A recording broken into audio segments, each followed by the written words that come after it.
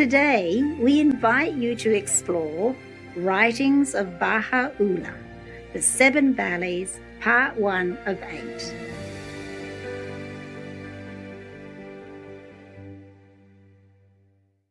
Bahá'u'lláh was the enlightened prophet and founder of the Baha'i faith. He and his teachings are believed to be prophesied in Buddhism, Christianity, Islam, Hinduism, and other religions.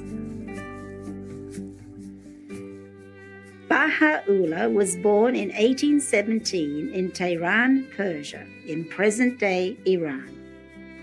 The word Baha means glory or splendor. The Baha'i faith rests on 3 core principles: unity of God, unity of religion, and unity of humankind. Approximately 7 million people today in many countries adhere to the Baha'i faith.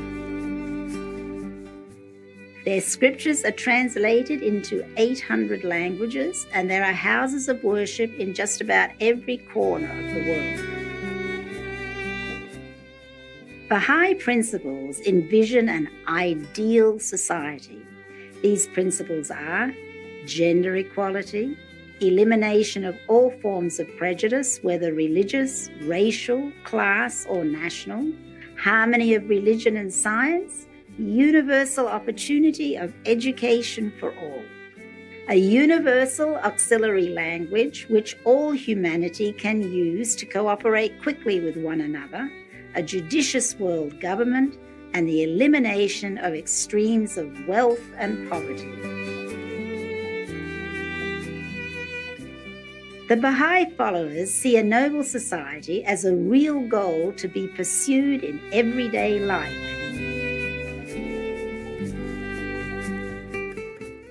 Today, we present a selection from the 7 Valleys, which was written in Baghdad after Bahá'u'lláh returned from Kurdistan in 1856.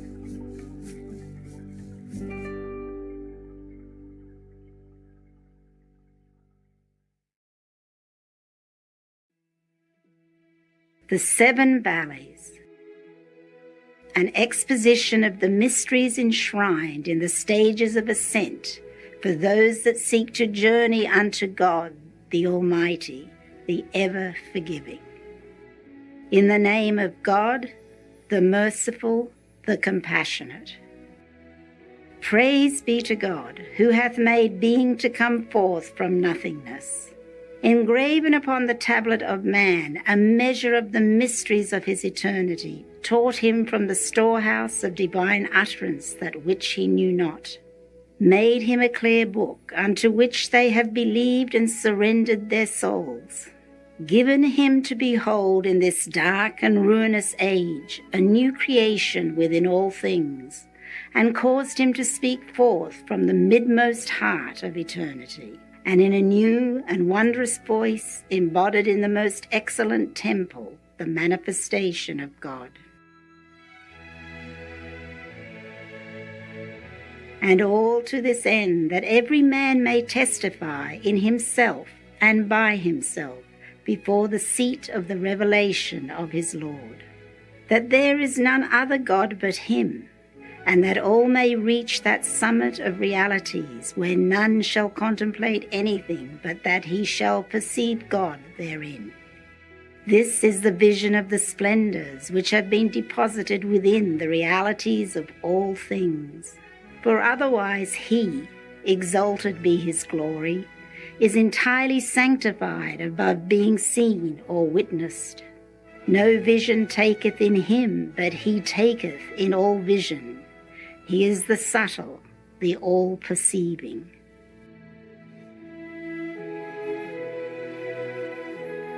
And I praise and glorify that primal sea, which hath branched out from the ocean of the unseen essence, and that primal morning, which hath broken forth upon the horizon of singleness, and that primal sun, which hath risen in the heaven of everlasting splendor, and that primal fire which was kindled from the lamp of eternity within the niche of oneness. He who is called Ahmad, in the kingdom of the exalted ones, and Muhammad amongst the concourse of the favoured ones, and Mahmud in the realm of the sincere, and in the hearts of the knowing, whichsoever ye call upon, most beauteous are his names. And upon his kindred and his companions be abundant, abiding, and eternal peace.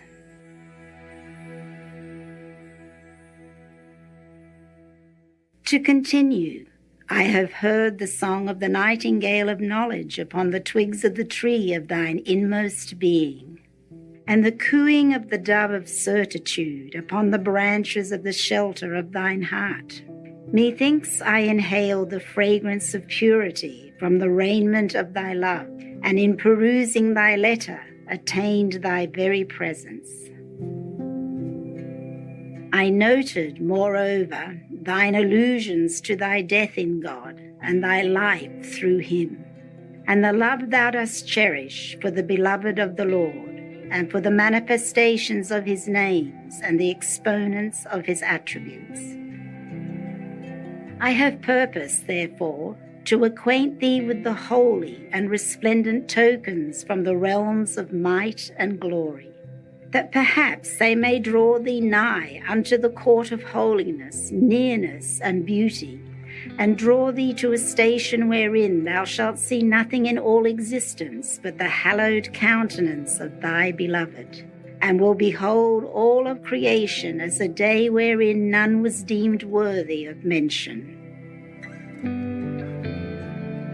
Of this did the nightingale of oneness sing in the garden of his mystical treatise, saying, And there shall appear upon the tablet of thine heart an inscription of the subtle mysteries of the verse, Fear ye God. God will teach you.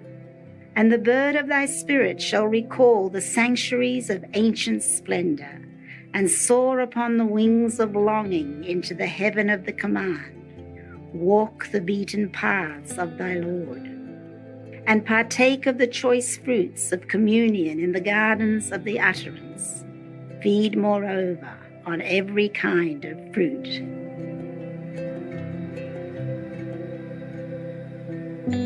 By my life, O friend, were thou to taste the fruits of these verdant trees that spring from the soil of true understanding, once the effulgent light of his essence hath been reflected in the mirrors of his names and attributes, yearning would seize the reins of patience and restraint from out thy hand, and stir thy spirit into commotion with the splendors of his light.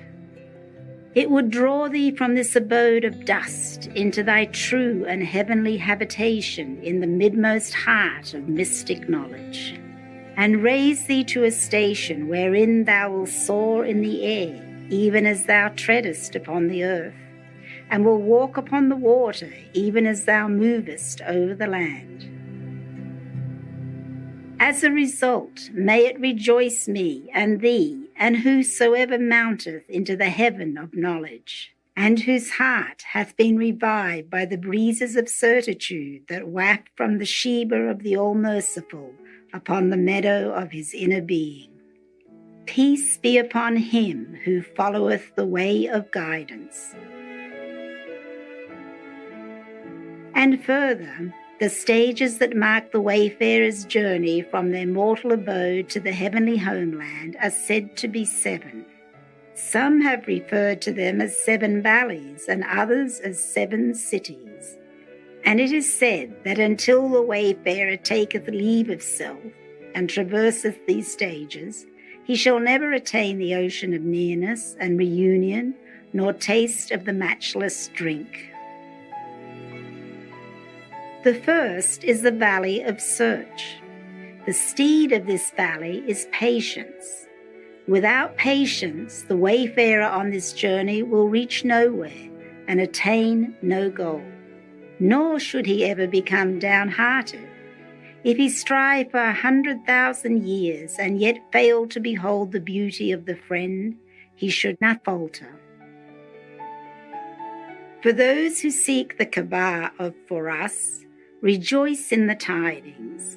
In our ways shall we assuredly guide them. In their search, they have stoutly prepared for service, and at every moment journey from the plane of heedlessness into the realm of search. No bond shall hold them back, and no counsel deter them. It is incumbent upon these servants to cleanse the heart, which is the wellspring of divine treasures of every marking. Turn away from imitation, which is following the traces of their forefathers, and shut the door of friendship and enmity upon all the people of the earth.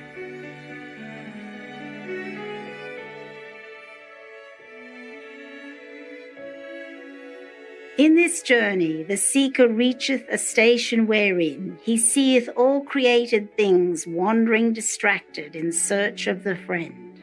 How many a Jacob will he see searching after his Joseph, beloved one? How many a lover will he behold hastening towards the well-beloved? A world of adoring souls will he witness tracing the path of the adored one. At every moment he findeth a weighty matter. In every hour he becometh aware of a new mystery.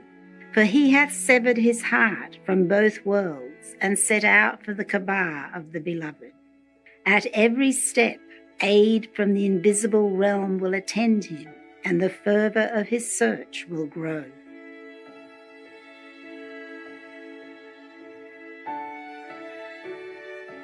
One must judge search by the standard of the Majnun, madman of love.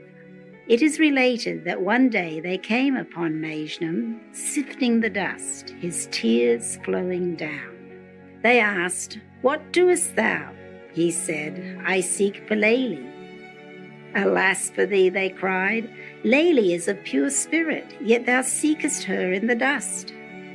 He said, "I seek her everywhere. Perhaps somewhere I shall find her."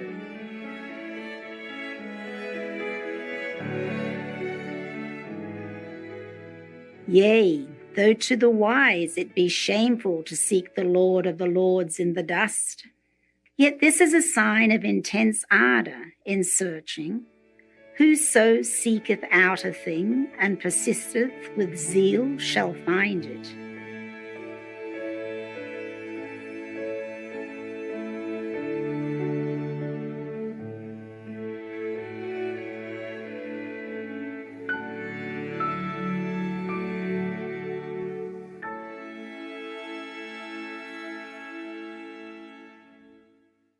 For more information, please visit www.baha'i.org.